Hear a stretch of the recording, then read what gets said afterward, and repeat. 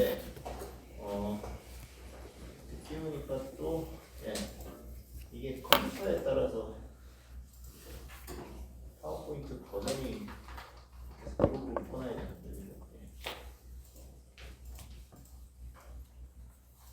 뭐 물론 이제 사이클에 따라 돌면서 변하겠죠.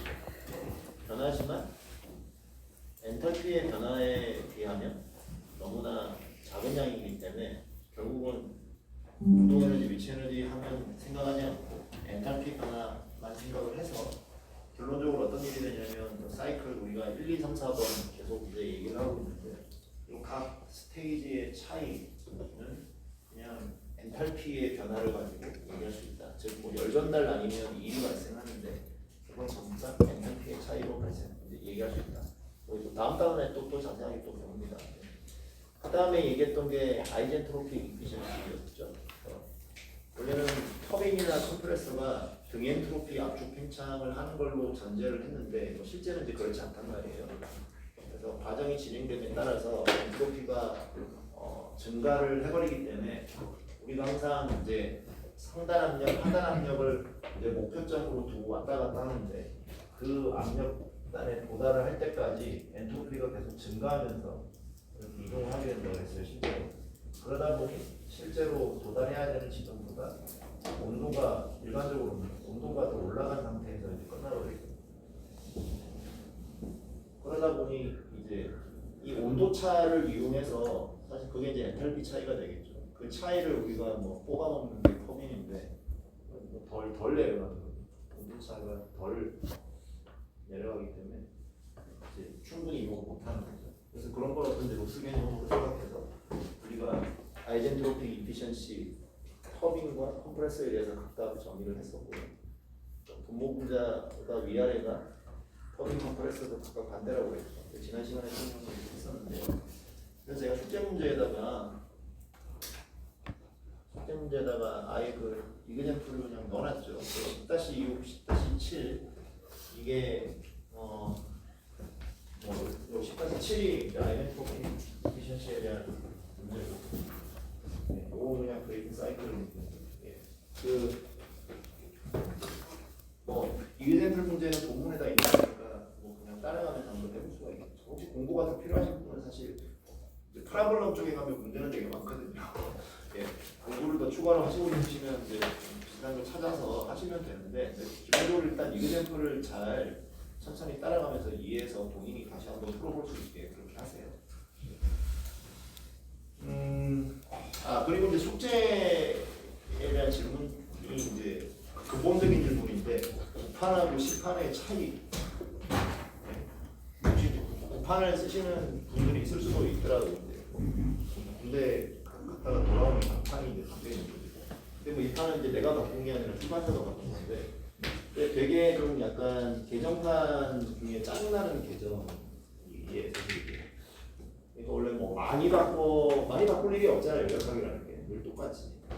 그래서 그냥 하나 좀 수정하고 그러면서 판을 안 바꾸면 되는데 다 아시겠지만 저희 엔트로피 쪽 단원 하나를 두 개로 쪼개면서 다 뒤로 밀려버렸죠. 그래서 지금 우리가 이 10판 기준으로 10단원은 그 판의 9단원이거든요. 그래서 그거 정도 차이고, 그 다음에 제가 숙제로 냈던 이그젠플 문제들은 혹시 9판 갖고 있으면 이제 9판에 똑같은 거 6, 7로 뭐 이렇게 다 돼 있어요. 뭐 상관은 없는데 간혹 10판에 이제 그 말씀드린 대로 영국 단위계 뭐 BTU, 뭐 파운드 뭐 이런 것들이 있단 말이에요. 근데 제가 그거는 철저하게 이제 배제를 하거든요. 빼버리고 있고. 자, 오늘은 추진, 제트 추진까지 끝내고 이제 그 다음 단어는 이제 빨리 들어가는 게 있는데, 이 제트 추진이라는 것도 어마어마하게 이제 큰 분야죠. 그 큰 분야를 내가 다 슬라이드 2-3장으로 지금 얘기하는 거라 사실 요 내용만 가지고 뭐 한 학기도 하는 얘기거든요. 근데 저는 이제 한 2-30분 안에 끝내려고 그러니까 얼마나 이제 설명을 잘 할 수 있을지. 근데 또 하다 보면 또 막 길어지니까. 자, 말 그대로 Z 추진 사이클이에요. 프로폴전 사이클, 프로폴전 JP.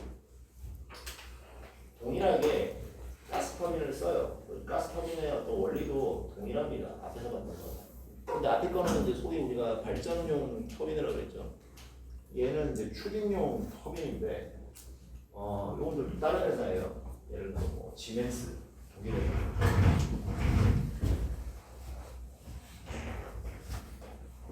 이렇게 생겼는데,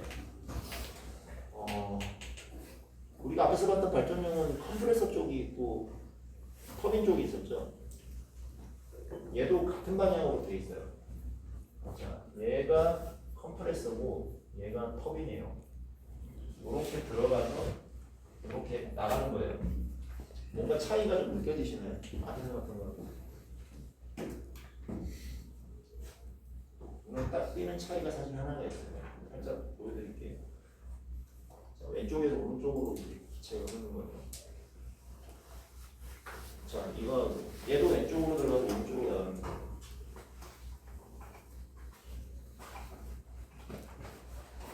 어떤 차이가 있나요? 말을 해봐. 보일 텐데. 터빈이 그러니까 뭔가 앞에 발전용은 앞쪽은 되게 그 앞쪽이 두툼하고 뒤가 이렇게 가늘게 나가는 건데 얘는 반대로 돼 있죠.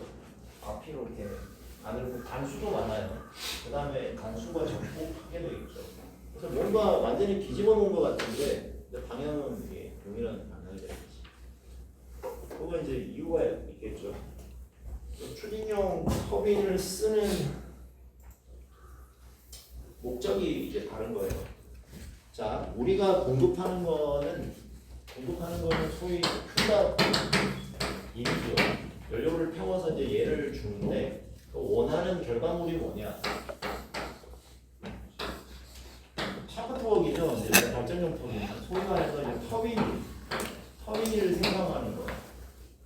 요게 목적이에요. 물론 이제 컴프레서 일을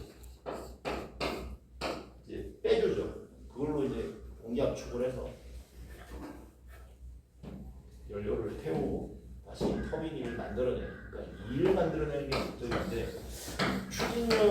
추진용 터빈은 뭐 일을 많이 만들어내는 전투기 보면 조종사가 이제 뭐 전기를 쓸 일이 많이 있어서 뭐 전기를 만드는데 이걸 돌리진 않죠. 왜 뭐 하냐면 여기에서 이렇게 고온고압의 배기가스를 확 뿜어야 되는 그 뿜음으로 인해 소위 이제 일반인 용어로 그 반작용으로 인해 앞으로 얘가 날아가야 되잖아요. 얘가 날아가야 되는데 위에 비행기를 짊어지고 있으니까 비행기가 날아가겠지. 그죠? 그래서 얘는 목적이 그 고압의 분사가스를 뒤로 확 뿜는 게 목적이에요. 일을 많이 하는 게 목적이 아니에요. 자, 그래서 터빈을 정성스럽게 막 팽창 시켜서 막 길게 크게 만들지 않고 짧게 끝나죠. 그럼 뭐만 하냐면 이 컴프레서 돌릴 정도만 일을 만들어요. 컴프레서 돌릴 정도만. 그 컴프레서는 돌려야 되잖아요. 네, 딱 그 정도 일 정도만 만들고 나머지는 뒤로 얼마나 빨리 고압으로 내뿜냐 요것만 생각하는 거예요. 여기까지. 자, 그런데 컴프레서 자체는 어쨌든 많이 압축을 해야 돼요. 우리가 그런 얘기 했잖아요. 그렇지? 많이 압축해서 집어넣어야 더 많이 태운다고 그랬어요. 그렇게도 해야 되고 또 하나 전투기는 대단히 빠른 속도로 달죠. 항공기는.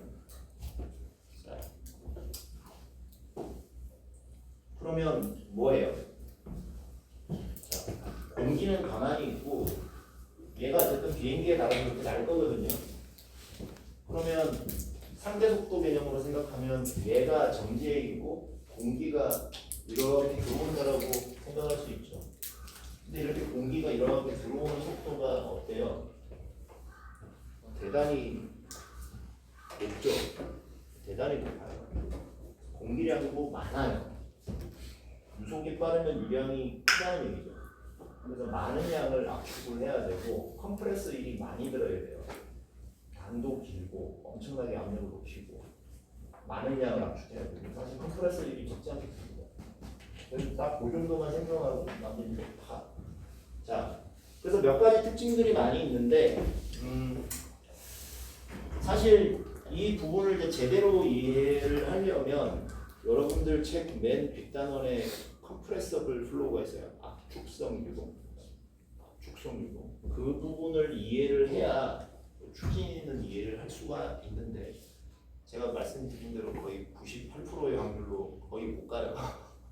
갈 수가 없고 컴프레서블 플로우를 연력하게 해서 가르치는 것보다는 사실 물체학 시간에 가르치는 게 맞아요. 2학년 2학기가 아니라 한 3학년 한 1, 2학기 정도 이야기가 쉽지가 않아서 지금 여러분들 단계에서는 그래서 거기까지는 못 가는데 기본적으로 공기는 컴프레서블을 압축 팽창을 합니다. 이 정도 고압 조건이 걸리면 공기를 비압축성 유체로 둘 수 없어요. 압축성 유체로 놔야 돼요. 자, 그래서 다른 부분의 디자인도 좀 많이 달라져요. 예. 그 우리 발전용 터빈은 입구에서 뭐예요? 발전소가 날아가고 있는 거 아니지? 가만히 있지. 가만히 있으면서 가만히 있는 공기 당기는 거죠. 예. 그래서 상황이 전혀 달라요. 이 추진용 터빈은 입구 속도도 대단히 빠르다. 자, 그러면 이제 뒤에 나올 질문이지만 미리 한다면 그러면 우리가 이 사이클 해석을 할 때 우리 앞에서 하듯이 엔탈피 변화에 비해 운동 에너지 변화가 작습니다라고 해도 될까 안 될까? 안 돼. 이건 운동 에너지가 핵심이야. 이게 빨리 확 쏘는 게 목적이라고 그랬잖아요. 운동 에너지가 되게 중요한 거예요. 물론 엔탈피도 중요하고 그래서 못 지웁니다. 이제 그 얘기를 제가. 자, 그 다음에 이런 얘기도 있어요. 터빈 출구에서 자 발전용은 그냥 공기 빨아당겨서 태우고 뒤에 내보낼 때 어떻게 돼? 굴뚝에서 그냥 이렇게 나가죠. 그 압력이 뭐라 그래야 돼? 굴뚝으로 나가는 그 기체 압력은 그냥 대기압이겠죠. 대기압에서 당기고 대기압으로 나가는데요. 이 추진 대기압으로 나갈까? 대기압으로 안 나가는 경우가 정확하게 얘기하자면 이게 음속 이상으로 가면 출구에서의 압력이 대기압하고 달라요. 다를 수 있어요. 근데 압축성 유체를 이해를 해야 할 수 있는 얘기이기 때문에 그냥 이제 그럴 수도 있겠구나 하고 들으시면 되고. 자, 혹시 유체 시간에 운동량 보존 배우셨나요? 컨트롤 볼륨에다가 운동량 보존 배우셨어요? 아직 거기까지 안 갔나? 네. 그래서 얘기하기가 어렵더라고. 예. 자, 차근차근 한번 얘기를 해볼게요. 좀 작은 그림이긴 하지만 전투기가 이렇게 날아요. 쫙 가고 있어요. 어떤 특정 속도 V로 항속을 그냥 한다고 생각을 합시다. 자, 물체가 날면 주변 공기에 의해서 어떤 포스가 발생하죠. 공기의 과거의 마찰에 의해서 그걸 뭐라고 부릅니까? 항력이라고 그러죠.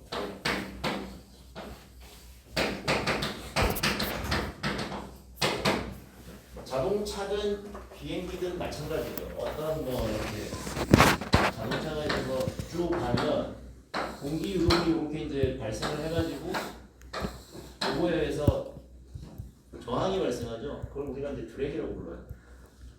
자, 드래기 방향이 발생하는데도 계속 이거를 같은 속도 V로 몰고 갈 수 있다는 얘기는 뭐냐면 이 드래그 포스하고 적어도 같거나 그 이상의 포스를 내가 반대로 줘야 힘의 합력을 제로로 만들어서 항속 운동을 할 수 있죠.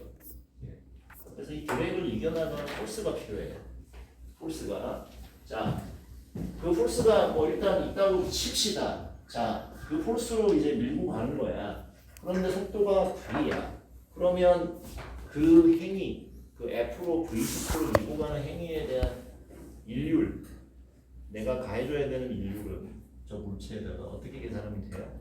포스 곱하기 속도 FV 일률이죠? 네. 저게 일률이 아닌 것 같다고 생각하시는 분은 방위를 한번 잘 보세요. 예. 힘 곱하기 거리가 1, 힘 곱하기 속도는 1율. 자, 이렇게 되네. 자, 그러면 이제 그 다음 질문은 뭐냐? 그러면 그 저 포스는 어떻게 구하냐? 얼마만큼의 포스가 필요하냐? 자, 물론 드랙 포스를 이제 뭐 계산을 해가지고 그 포스만큼 민다 이래도 되는데, 아니면 이렇게 할 수도 있겠죠. 그 엔진이 달려있잖아요. 그 비행기 밑에 이렇게 여객기 밑에 이렇게 달려있잖아. 그게 그냥 그 가스터빈 들어있는 거잖아요, 그죠? 예. 그거 자체가 내는 출력이 있겠죠. 포스가 있겠지. 그 포스로 이제 얘를 밀고 가는 거 아니에요. 그죠? 그래서 이 터빈에 대해서, 달려있는 터빈에 대해서 우리가 얘가 내는 그 F를 구할 수 있어요. 드래그를 계산하는 게 아니라. 그게 결국은 같아야겠지만. 자, 그거를 말하는 용어가 요거예요. 요 터빈이 발생시키는 그 포스. 밀고 가는 그 포스. 뒤로 뽑으면서 확 날아가는, 풍선을 탁 놨을 때 지금 탁 날아가는 그 포스. 이걸 뭐라고 부르냐면 프로펄시브 포스라고 그래요. 우리말로 혹시 뭘까? 프로펄시브 포스. 스러스트라고도 합니다. 보통 이제 일반적인 용어는 이제 추진력이고 제트 추진, 그죠? 제트 추진. 그때의 힘을 추진력. 근데 혹은 또 추력이라고도 하죠. 추력.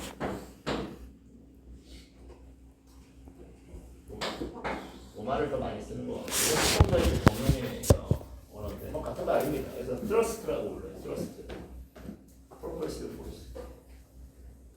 자, 앞에 이제 그거로 대략도죠. 이렇게 들어가서 뒤로 팍 끊기 때문에 얘가 이렇게 쭉 날아가려고 하는 출력이 발생해요.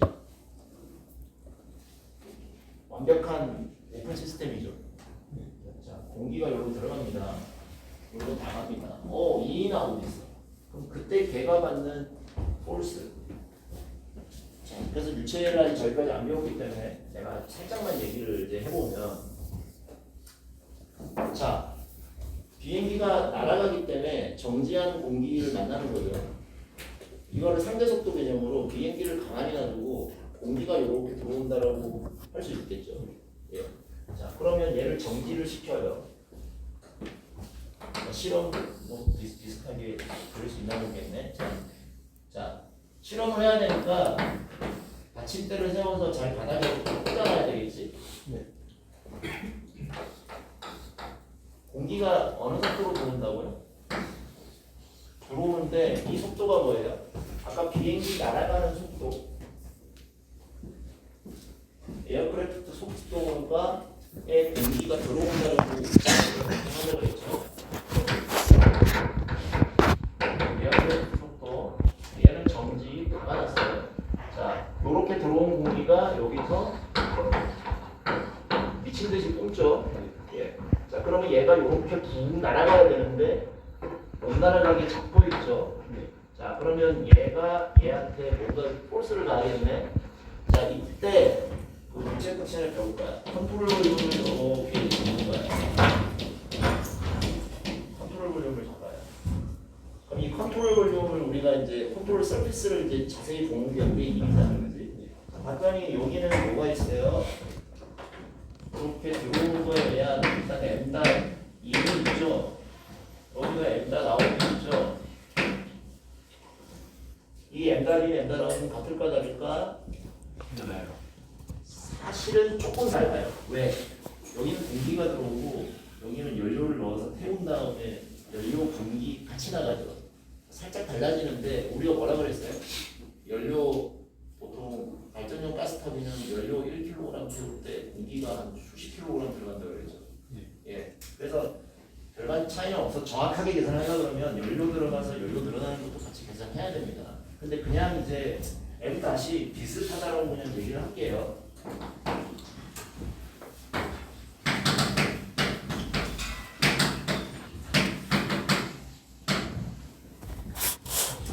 근데 실제로 전투기는 발전용처럼 잘 태우다 이런 개념이 아니잖아요.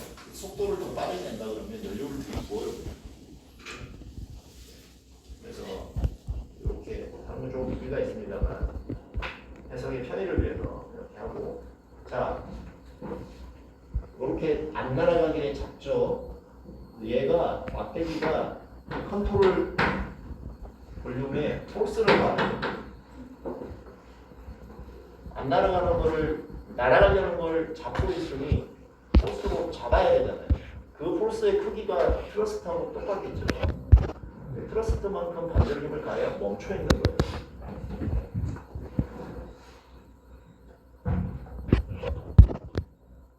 자, 운동량 보존이라는 말을 이제 여기서 할 건데, 운동량 보존이라고 다 들어보고 배우셨잖아요. 다 배우셨어요. 별게 아니에요. 뭐냐? 운동량 보존하고 F는 MA하고 뭔가 다른 거 같죠. 근데 다 친구야. 뭐냐면, 자, F는 여러분들 되게 잘하는 거 있잖아요. F는 F. 근데 요거는 하나의 가정이 있다. 뭐예요? 줄량이 갖고 있다는 얘기예요. 그래서 사실 조금 더 제대로 쓰려고 하면 어떻게 쓰는 걸 본다 그래요.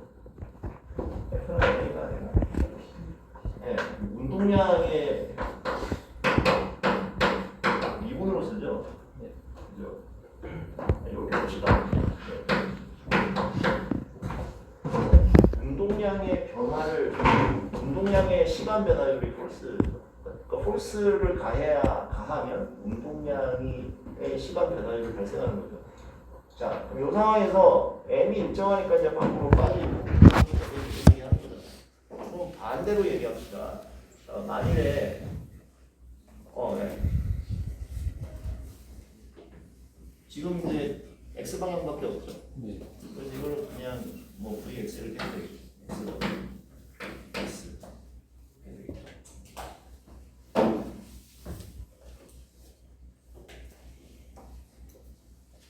이거 미분하실 필요가 있죠. 네. 그러면 뭐가 있어야 돼요? m의 변화율도 있어야 되고 v의 변화율도 있어야 되고. 근데 v가 콘스탄트면 질량이 시간에 따라 변해 폴스가 발생하는 거죠. 네. 그죠? 아니야 이렇게 레이놀즈 트랜스포트 시어렘 아직 안 갔죠 거기까지.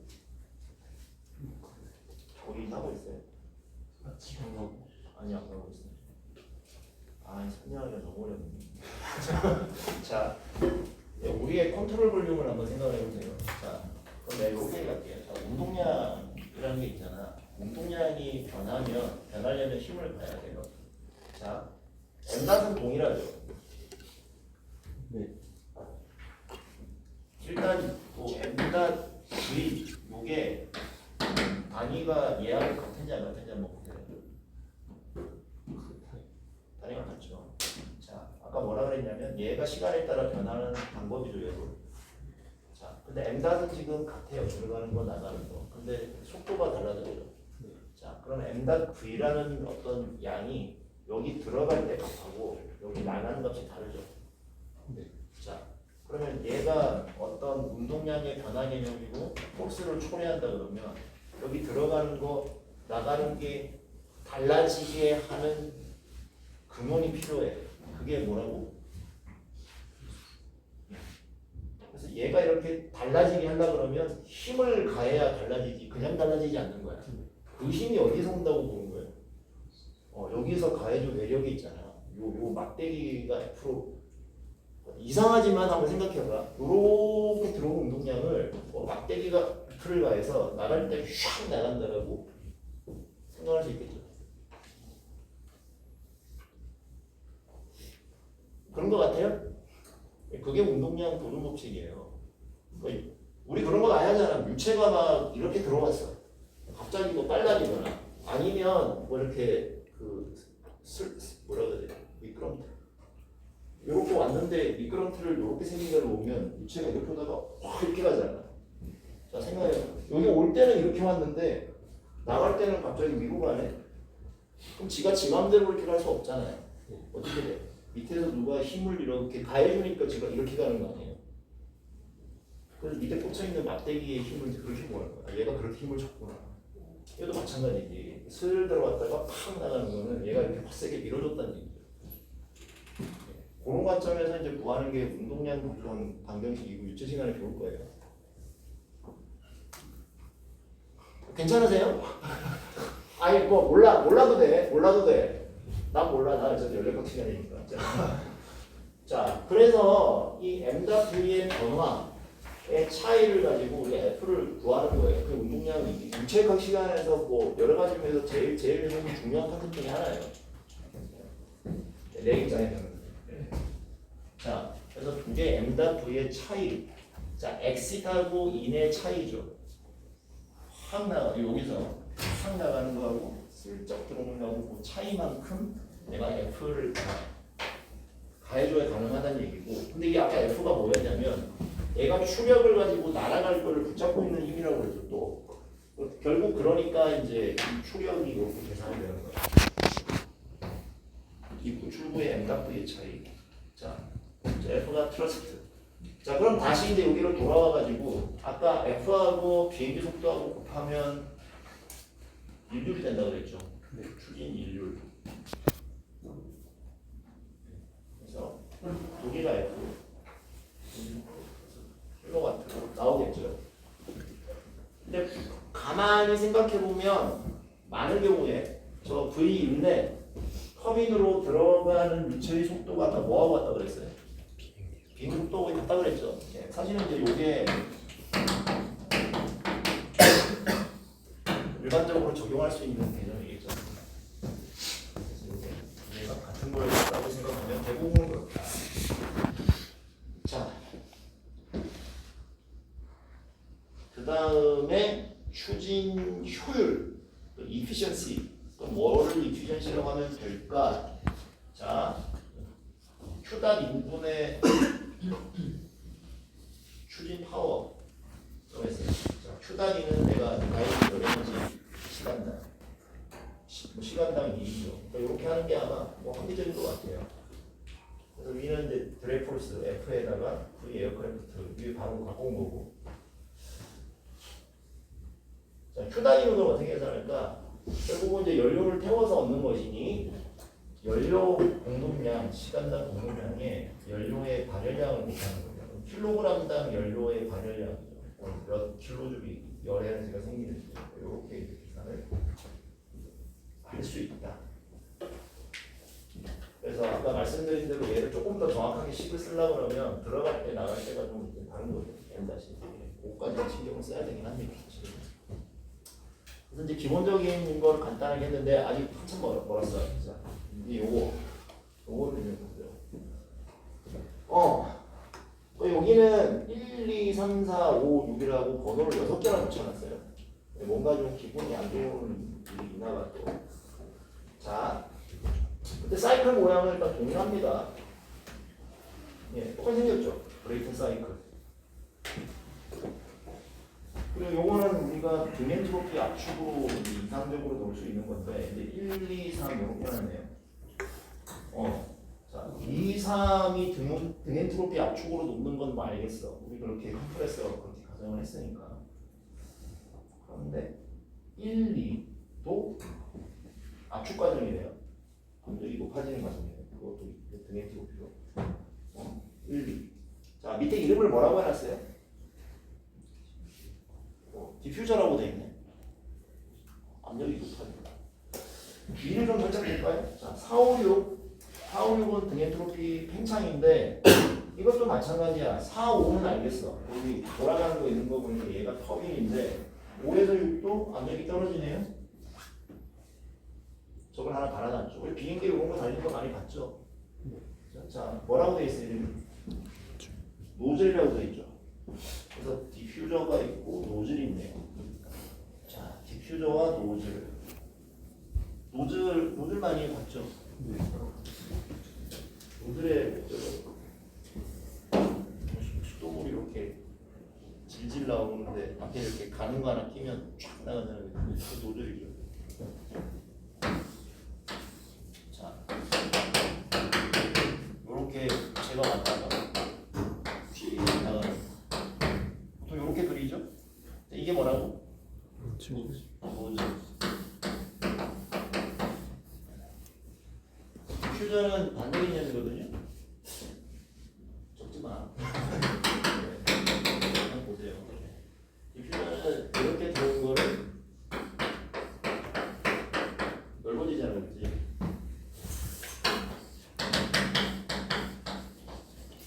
디퓨저인데 우리가 갖고 있는 개념은 뭐냐면 이렇게 좁아지면서 빨라지는 게 노즐이고 넓어지면서 느려지는 게 디퓨저다. 이런 개념을 보통 가지고 있죠. 디퓨저가 또 옛날 이제 건물 우리는 지금 다 이런 게 달렸지만 여기 이렇게 천장에서 이렇게 바람 나오는 거 보면 이렇게 퍼져서 나오게 이렇게 날개가 이렇게 퍼지게 돼 있잖아요. 넓어지면서 느려지는 건 디퓨저다라는 개념이 있는데 조금 더 정확하게 얘기를 하기 위해서는 요걸 한번 생각을 해봐야 돼요. 자, 여러분들이 사랑하는 베르누이 정리 있잖아요. 많이 사랑하지. 자, 속도가 빨라지면 압력은 어떻게 돼요? 맞아요. 그래서 압력이 떨어지죠. 얘는 어때? 속도가 느려지면 압력이 높아지죠. 그럼 이제 이렇게 생각해 볼까? 흘러가면서 압력이 떨어지는 건 노즐이고 압력이 높아지는 건 디퓨저다. 이렇게 얘기하면 어떨까요?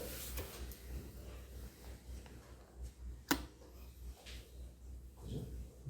그렇게 얘기할 수 있지.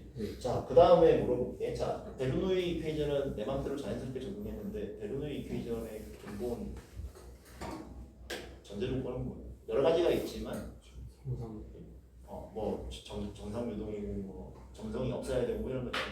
아까 이제 시작할 때 그 얘기했잖아요. 우리 뒤에 컴프레서블 플로우 안 배운다고. 뭘로 가자고 그래요? 비압축성으로 놓은 거. 비압축성 뭐 물. 그러니까 좁아지니 빨라져야 되고 이런 얘기를 할 수가 있잖아요. 압축성이 되면 어떻게 될까요? 꼭 우리가 그렇게 얘기할 수 있나? 좁아진다고 무조건 빨라져야 되나? 압축이 돼서 부피가 쪼그라들 수도 있잖아.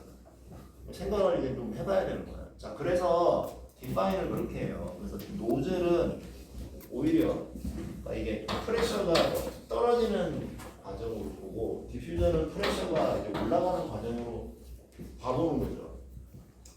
자, 그렇게 놓고 봤을 때 이 그림은 일단 맞아요, 안 맞아요? 1에서 2까지 가는데 압력이 높아지잖아요. 그럼 얘는 디퓨저라고 불러야 되죠.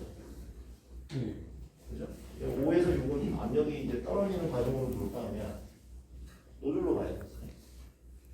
쏟아가지고. 그래서 압력 가지고 얘기하면 더 좋겠고. 자, 그런 다음에 한 페이지 가지고 내 1kg 달러 쓰고 한 달도 할 수 있어. 자, 모양을 한번 보세요. 자, 디퓨저라 그랬어. 디퓨저 막. 유체적이 와요. 근데 이게 뭐예요? 지금 넓어져요? 흘러가면서 단면이 넓어지나요? 어떤 것 같아요?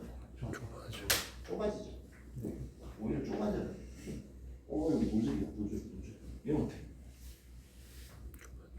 오히려? 아니 여기 가운데 이렇게 사이드에 이런 빈 공간으로 나와서 물론 이제 경은 작아졌지만 가운데에 막고 있는 애도 확 작아지면 이거 단면적은 어때요? 넓어졌죠. 근데 더 속도가 왜 그럴까? 왜? 반대 아니야? 왜 좁아지는데 쫙 한다고?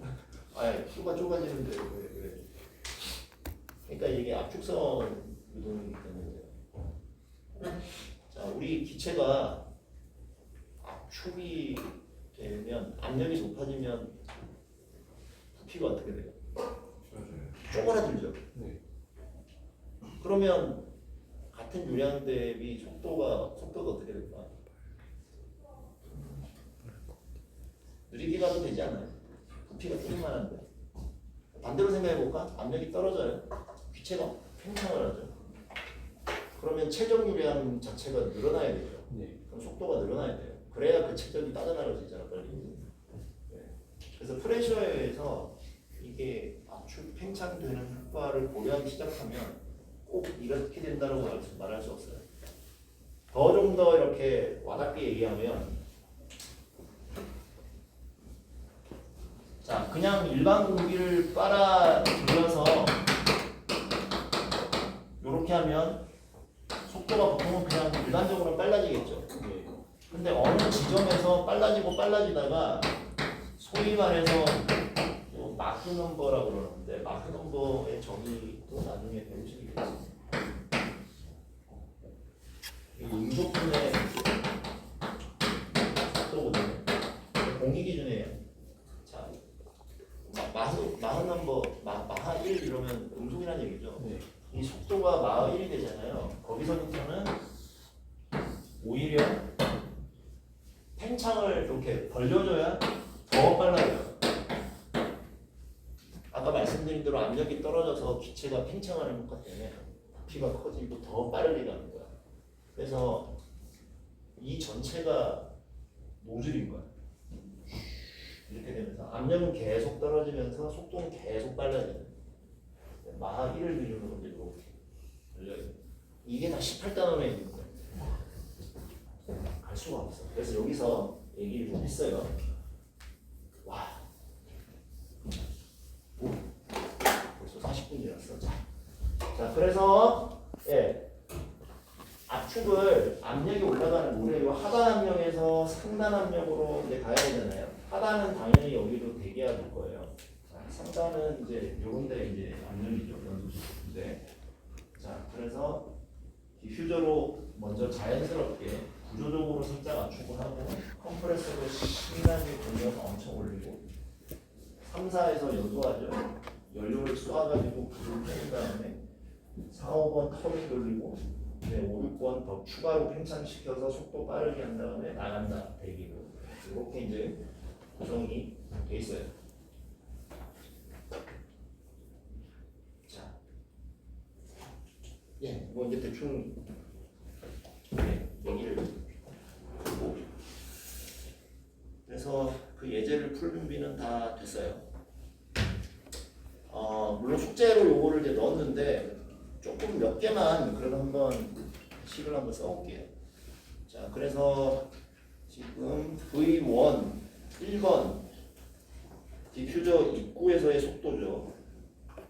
260m/s. 저게 아마 비행기 속도라고 봐도 될 거예요. 사실은 약간은 다를 수 있는데, 베르누이 때문에 여러분들이 좋아하는. 그래서 어쨌든 입구 속도를 260m/s, 35kPa로 줬죠. 비행기 입구 압력이 35kPa이면 대기압의 한 3분의 1밖에 안 돼요. 왜 그럴까요? 기본적으로 비행기가 어디서 날아요? 위에서 날고 그 다음에 공기가 이렇게 오다가 좁은 데로 들어가잖아요. 여러분들이 자꾸 미안해졌고 여러분들이 좋아하는 베르누이 이런 거 하면 이제 속도가 빨라지면 압력이 떨어지는 것도 있죠. 그런 게 이제 고려돼서 이제 35kPa. 어쨌든 뭐 유체 쪽 사이드는 놔두고 우리는 순수하게 열역학만 생각을 할게요. 그다음 RP가 10이고 M까지 45kg/s예요. 초당 45kg의 공기가 들어가는 거예요. 상당히 많은 양이에요. 자, 그다음 D열 일정하고 K 일정하고. 그래서 이 문제에서는 뭐 저렇게 파란색으로 된 거를 이제 구하라라고 돼 있는데 기본적으로는 1부터 6까지 모든 단계에서의 T하고 P를 구하는 거예요. 그런 식으로 이제 문제를 풀고 있어요. 그래서 모든 단계에서 TP를 구하자. 그래서 이제 운동 에너지를 무시를 못할 거고 그 다음에 1, 2, 3, 4, 5, 5, 6은 디멘트로피 과정으로 놓자. 그거를 가지고 한번 푸는 거예요.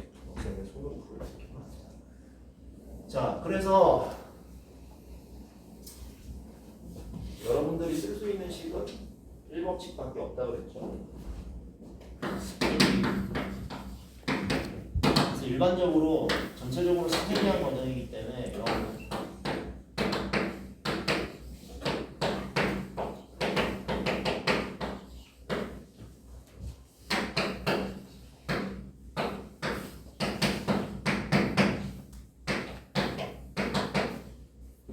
이렇게 이제 쓸게요.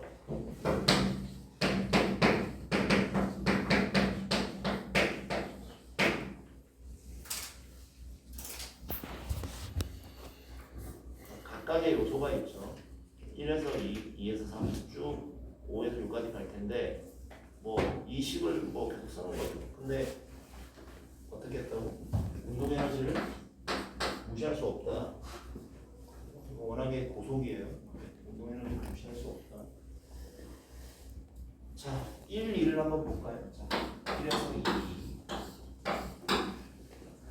2. 1에서 2는 그냥 아무것도 없이 단순하게 압축되는 거죠. 자, 1에서 2는 디퓨저, 열전달 없고 2 없고 바로 M달.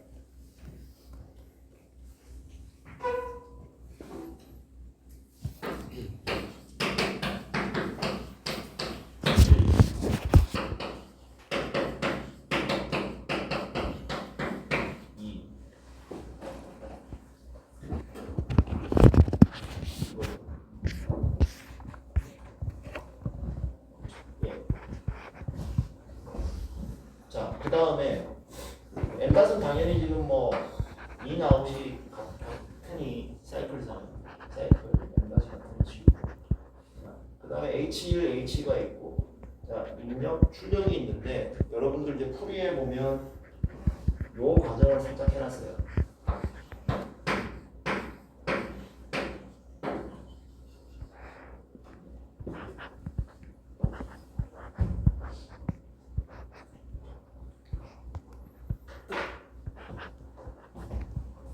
공기가 들어갔다가 압축이 되면서 부피가 좁아지면서 속도가 떨어졌어. 많이 떨어져요. 그래서 책에서 문제 풀 때 무슨 가정을 하냐면 V1이 V2보다 훨씬 크다. 그러니까 V2가 이제 속도가 많이 줄어든 거지. 자, 그래서 V2가 얼마인지는 모르겠지만 2분의 어떻게 쓰면 될까요?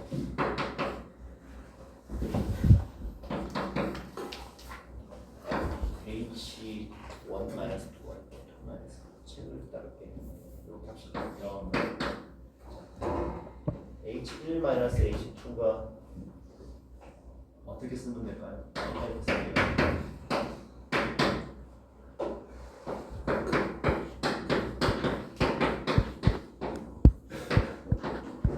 요거를 그냥 상대적으로 무시할 수 있겠죠. 2분의 1 V2 제곱을 상대적으로 무시하고 그 다음에 이 부분은 또 뭐라고 쓰면 될까? H1 마이너스 H2는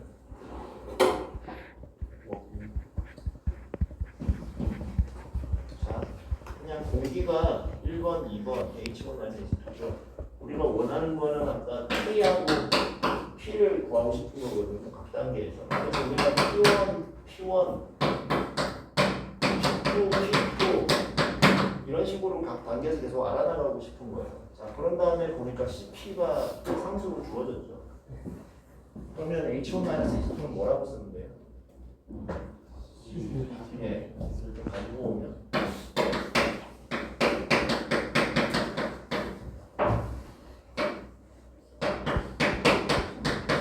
이렇게 결론이 나오죠. 자, 그런데 문제에서 T1하고 V1은 주어졌어요. T1이 주어졌나? 아, 뭐 그림에 주어졌어. 그림에 T1이 마이너스 40. 그래서 T1, V1 있으니까 T2가 나오죠. 그래서 여기서 T2가 나오죠. T2가 결론 이제 온도를 이제 안전하게 다 켈빈으로 할게요. 267K.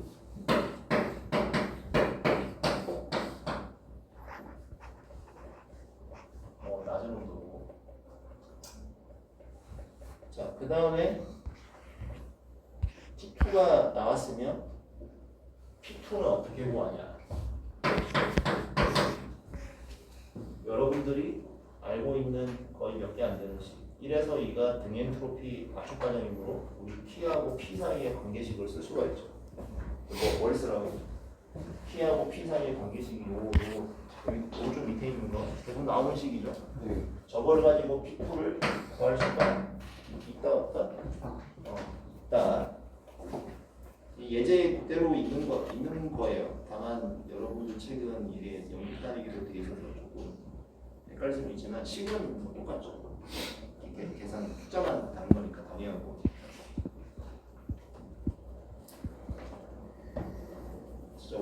밑에 있는 식을 쓰는 겁니다. 자, 그 다음에 그럼 T2, T2가 다 구해졌어요. 자, 그 다음에 P3은 이제 간단하죠.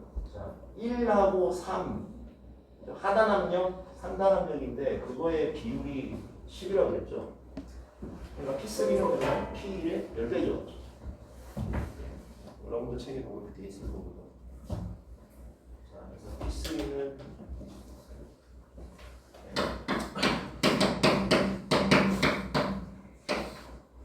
근데 P3는 또 P4하고 같죠? P3, P4도 같죠? 정합 과정이니까 3, 4가 그것까지 다 할 수 있고 얘기 나온 김에 하면 자 P6은 또 P1하고 같겠죠? 하단 압력상이니까 이게 P6은 또 1하고 같아요. 그것까지 이제 쭉 쓸 수 있고 자, 이번에 온도 압력을 알아요. 이제 3번의 압력을 알아요. 온도 압력 알아요. 압력 알아요. 그럼 여기 3번에서의 온도도 알 수 있어요, 없어요? 뭘 쓴다고? 적어 또 계속 적어주면 3번을 이제 알게 되죠. 그런 식으로 이제 3번까지 가면 등엔트로피 압축 1, 2, 3번 가는 건 알 수가 있고요. 책에 다 있는 겁니다. 자, 좀 필요한 가정이 달린 부분만 좀 읊어주는 건데, 자, 그 다음에 자연스럽게 이제 이 예제를 풀 때 또 얘기하는 게, 자, 4번에서 5번이 이제 터빈이죠. 일 생산하는 거죠. 자연스럽게 요거를 얘기를 해요.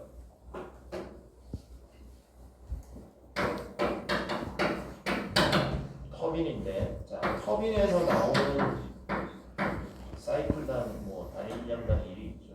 요게 그러니까 우리가 시작할 때 추진용 터빈 이야기할 때 컴프레서 쓸 일 정도만 일반적으로 생산한다고 했죠. 그래서 문제에 별다른 가정은 없는데 문제 풀 때는 이 친구들은 자연스럽게 그냥 이렇게 놓고 풀어버려요. 내 맘대로 할 일은 아니에요 사실. 뭐 저기 비행기 안에서 뭐 전자제품 많이 쓸 수도 있죠. 뭐. 특히 여객기 같으면 터빈 돌리는 일 많이 한다고 비행기 안에 얼마나 뭐 많아요. 사람들 전기도 써야 되고 할 일이 많죠. 실제로 더 생산해야 돼. 크게 봤을 때 그런 거는 이제 뭐 전투기 이런 거는 이제 미미하고 컴프레서 일이 근데 어쨌든 이렇게 풀었고 자 터빈 일, 컴프레서 일은 어떻게 얘기하냐 자 터빈 일은 4에서 5로 갈 때의 터빈이 1이죠. 근데 우리가 앞에서 그 오픈 시스템 해석하면서 얘기를 했죠. 자, 뭐하고 뭐의 차이를 우리가 터빈 일이라고 놨던가요?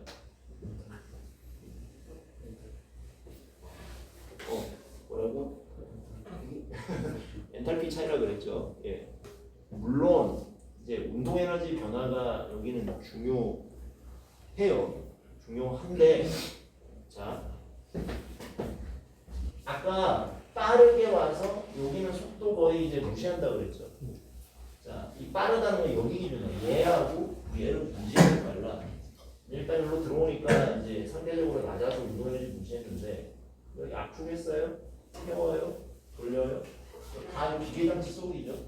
그럼 얘들의 속도는 사실 계속 바깥 들어오는 것, 나가는 것보다 여전히 운동 에너지상으로 무시할 만한 크기에 머물러 있어요. 예. 그래서 터빈에서도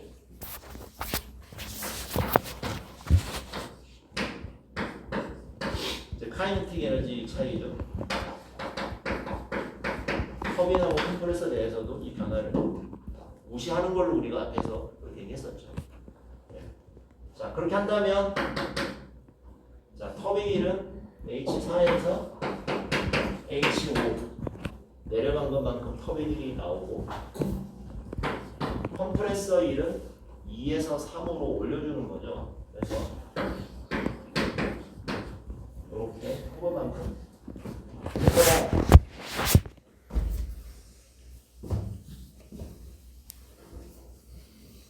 그러면 역시 얘도 동일하게 CP 델타 T, CP 델타 T로 쓸 수가 있으니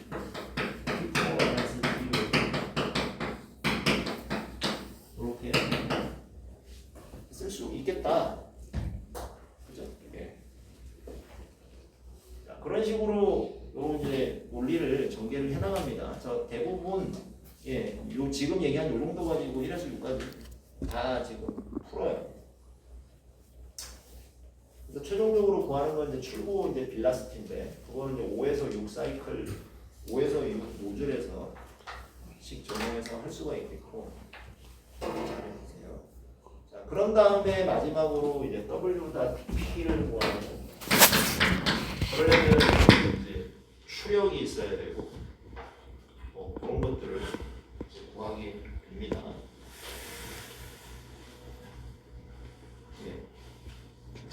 천천히 책 보면서 해보세요. 예, 해보세요. 이렇게 하니까 거의 1시간이 지났어요. 그러니까 뭐 결국은 항공과 타픽이죠. 사실 다라고 하면 뭐 압축성 운동, 제트 추진, 항공역학 뭐 이런 게 다 과목으로 다 있는 것들이잖아요. 여기가 항공과는 아니기 때문에 그렇게 자세하게는 못 배우는데 사실 재미있는 것들이 많이 있죠.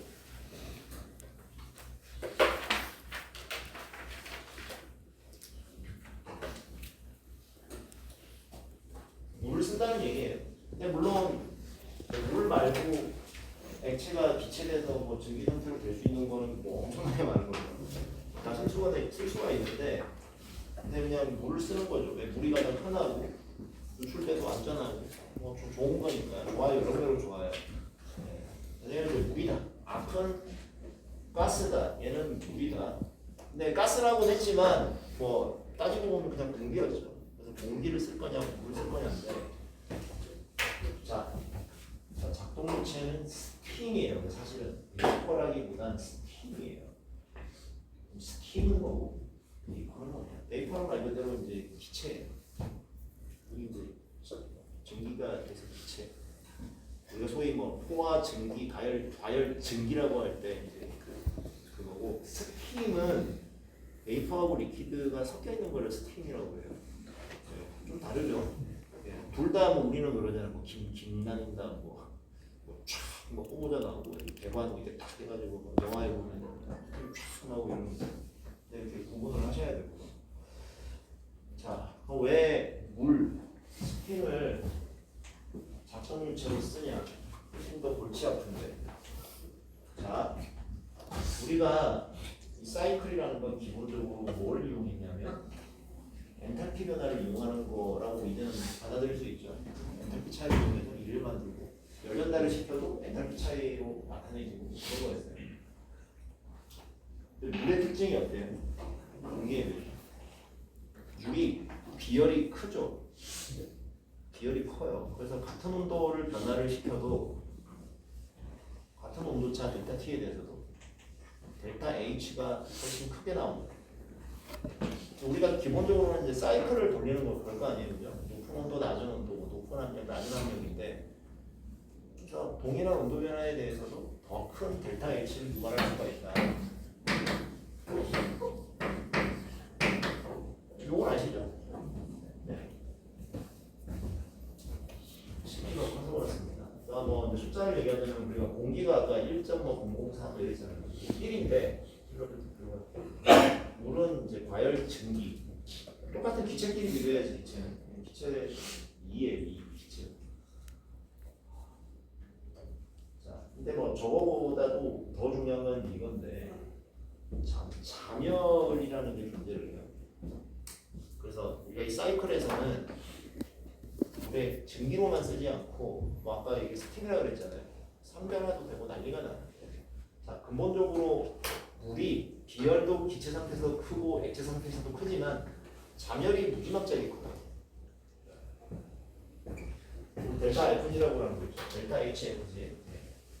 자, 상변화 시에 열 출입이 존재하고 그 값이 크다. 물은 256kg/kg예요. 자, 앞에서 봤던 기체의 사이클은 잠열이라는 문제가 없죠. 순전히 그 기체의 온도 변화에 의한 엔탈피 변화만 우리가 바라봤어요. 거의 그랬어요. 근데 얘는 이제 온도 변화에 의한 것도 있지만 상변화에 의한 잠열도 있는 거예요. 그래서 정해진 연력학적 조건 사이에서 운전되는 사이클은 경우라고 되어 있지만 아까 말씀드린 대로 뭐 상단 온도, 하단 온도 혹은 뭐 3단 압력, 하단 압력 그렇게 얘기하잖아요. 거기를 왔다 갔다 하면서 돌 텐데 압력이 높아지거나 낮아지거나 뭐 그런 거 있지만 이 온도가 높아지고 낮아지고 하는 거에 대한 변화도 크고 혹시 그 과정에서 상변화가 있다면 이 잠열에 의해서 열 출입이 되게 큰 거예요. 자, 그럼 엔탈피 변화가 되게 크고 그것은 곧 열 전달량이나 일의 양이 훨씬 크다는 얘기고 그래서 그거를 이용한다는 얘기입니다. 자, 열 전달량이 이제 상변화가 일어나면 우리 열 전달이 되게 빨라요.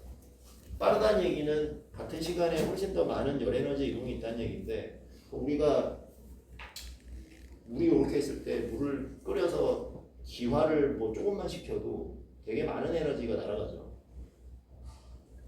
그죠? 물을 1kg만 끓이면 256kg/kg이 되는데 그 열전달을 3학년 때 배우면 그 잠열에 의한 그러니까 뭐 어떤 증발하거나 응축하거나 하는 게 이제 상변화잖아요. 그런 거에 의한 열전달 개수라고 말하면 되나. 어쨌든 그게 일반적으로 내가 이렇게 했을 때 후 불고 뭐 이렇게 바람 불어서 식는 거보다 뭐 수십 배 수백 배가 빨라요. 그래서 우리가 더우면 뭐 이렇게 손에다 물을 바르거나 막 알코올을 바르면 되게 시원하잖아요. 여기 바른 알코올이 이제 증발을 하겠지. 그럼 이제 잠열을 흡수해서 날아가는 거죠. 예, 그런 식의 어떤 그 열 전달이 되게 빨라요. 예, 그러니까 물질 전달하고 열 전달이 결합되는 거죠. 기본적으로. 상변화를 이용하면 열 전달량이 크고 빠르고 당연히 이용하는 겁니다. 그래서 여러 가지 이런 장점들이 이제 스팀을 작동 유체로 쓸 때 발생하고 그리고 상변화를 적극적으로 이용을 해야 된다. 이런 거를 갖다가 우리가 기본적으로는 알 수 있는데 자 문제는 뭐냐면 어쨌든 얘도 사이클을 구성해서 계속 빙빙 도는 애잖아요. 작동 유체 스팀이라는 애가 뭐 터빈도 들어갔다가 열감도 들어갔다 계속 빙빙 돌아야 되는데 속도를 가지고 움직여요 기본적으로.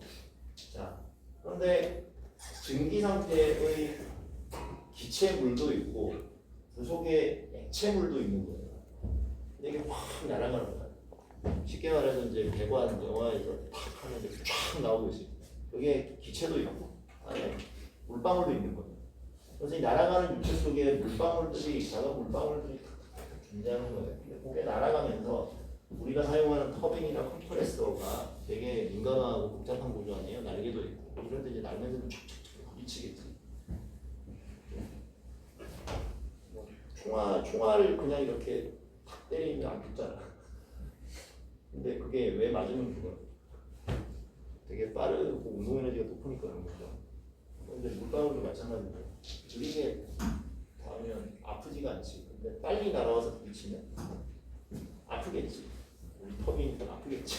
네. 그래서 손상이 발생하는 게 근본적으로 자주 일어나는 일이라 신경을 써야 되고 그거가 그렇게 심하게 일어나지 않게 이제 설계가 필요한 거예요. 그 다음에 지금 얘기한 거는 이제 가스 속에 물방울이 있는 건데 반대로 액체의 흐름 속에 기포가 이렇게 생기는 경우들도 있어요. 그런 애들이 발생해도 파손이 일어나요. 저런 거는 이제 캐비테이션이라고 부르는 건데 저건 액체 속에서 이제 기포 생기는 거예요. 언제 많이 생기냐면 예를 들어 뭐 우리 배 밑에 보면 대형 스크류 프로펠러 있잖아요. 물 속에서 막 돌아가는 유동이 발생하고 그럼 부분적으로 이제 압력이 어디선가 떨어져. 이 스크류 표면에서 압력이 떨어지는 영역이 발생. 그럼 갑자기 이제 뭐예요? 안에 있던 뭐 기체가 팽창을 한다든지 뭐 물이 팽창을 한다든지 해가지고 기포가 생겨요. 기포가 생기는 현상에서 파손이 일어나요. 근데 반대죠. 액체 속의 기포니까. 이런 게 다 기기 파손을 일으켜요. 그래서 이런 거는 이제 조심을 해야 된다. 그래서 상변화를 적극 활용하고 싶지만 제어가 필요하다. 우리가 사이클의 위치를 잘 잡아야 된다. 이런 얘기입니다. 자, 그래서 근본 물이기 때문에 우리는 이제 물을 다룰 것이고 1학기 때 봤던 많은 물표들을 같이 보게 될 것이고 그래서 뭐 A-4, A-5 뭐 있었잖아요. 그죠? 포화 상태표, 과열등기표 다 보게 될 거고 약간 이제 9판하고 10판하고 조금 다르더라고요. 그래서 내가 좀 나만 고쳤는데 A-8이 보니까 이제 아이스하고 액체 사이의 포화 상태라고 내가 올려놓은 건 뭐라고 돼 있지? 승화라고 돼 있는데 승화표가 아니더라고. A8은 아이스하고 리퀴드, 고체하고 액체 사이의 세츄레이트. 근데 뭐 쓸 일 없어요. 그렇지만 그냥 참고를 적어놓은 거고. 그 다음에 그림 A-9, A-12 번호가 약간 조금 달라졌더라고요. A-9가 TS 선도고 A-12 HS 선도. 뭐 하여튼 그렇습니다. 예, 다 뭐 이제 저기 뭐 필요하면 뭐 다 보게 될 거니까 그게 중요한 거야. 그다음에 전에 한번 소개했던 이제 뭐 그냥 데이터를 볼 수 있는 NIST 사이트도 있고요. 그래서 뭐 이런 것들을 이용을 잘 해야 되겠죠. 네. 자, 그래서 논리적으로 그렇지 이 표들 내가 넣어놨네. 예. 숙제할 때 쓰라고 그런 거구나. 이렇게 생긴 거 기억나시죠? 자, 포화 상태, 온도 기준 포화 상태표, 압력 기준 포화 상태표. 요거는 이제 액체하고 기체 사이인 거죠. 예. 우리가 이제 앞으로 계속 쓸 표들이 이제 이런 것들이고, 그다음에 과열등기표도 당연히 써야 될 거고, 뭐 기억하시겠지만 각 압력에 대해서 온도가 몇 도일 때 어떻게 된다 이런 표였죠. 그다음에 고맙게도 요 압력에서 포화 온도도 다 줘놨죠. 예, 고맙게도. 예. 포화 상태에서의